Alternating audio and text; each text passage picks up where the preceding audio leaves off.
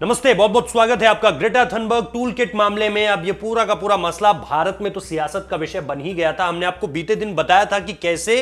कांग्रेस न सिर्फ इस पर सियासत कर रही है बल्कि पीडीपी की पूर्व मुख्यमंत्री, पीडीपी की तरफ से माफ कीजिएगा, पूर्व मुख्यमंत्री महबूबा मुफ्ती भी इसको लेकर के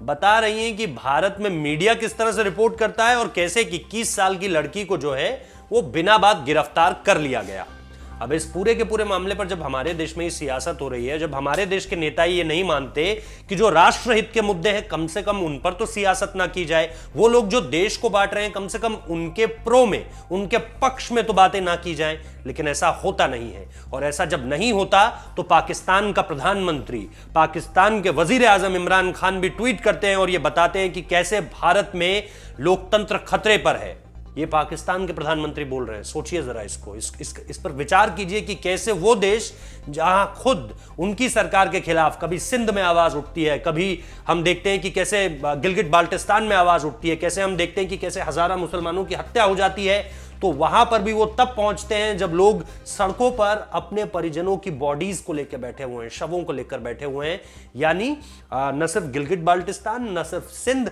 पीओके की तरफ से आवाजें आना और इसके साथ साथ जिस तरह से बलोच वहां पर लगातार आवाज उठा रहे हैं, उन सबको इमरान खान भूल जाते हैं। उन्हें सिर्फ कश्मीर याद आता है। वो कह रहे हैं कि जो कश्मीर में होता था वो देश के अलग अलग हिस्सों में हो रहा है। शर्म करने के अलावा और कोई शब्द मेरे जहन में नहीं आ रहा जो मैं कह सकूं इमरान खान को कि शर्म करो। पहले अपने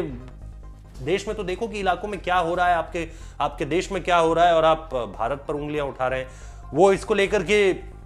बहुत सारी बातें हाईजैक ट्विटर इंडिया करके भी वो हैशटैग को लगातार कोशिश कर रहे हैं कि ज्यादा से ज्यादा ट्रेंड किया जा सके, क्योंकि ट्विटर भी अब निश्चित तौर पर इस तरह से, जो खास तौर पे बीते दिनों केंद्र सरकार ने कहा था कि इन अकाउंट्स को डिलीट कर देना चाहिए, उन अकाउंट्स को ट्विटर ने भी डिलीट करने की जहमत नहीं उठाई है, ये जानते हुए कि इससे फर्जी ट्वीट्स आ रहे हैं। तो इस तरह की एक लड़ाई को भी इमरान खान हवा देना चाह रहे हैं। इसकी एक बड़ी वजह यह है कि हमारे देश में कांग्रेस के नेता, पीडीपी के लोग और कई अदर पार्टीज के लोग ये इस तरह के काम बार बार करते हैं, जिससे वो ये बताना चाह रहे हैं कि कैसे भारत में ही भारत के लोग अपने ही देश के खिलाफ क्योंकि बार बार ट्वीट्स क्योंकि करते रहेंगे तो हम भी उनका साथ देते रहेंगे।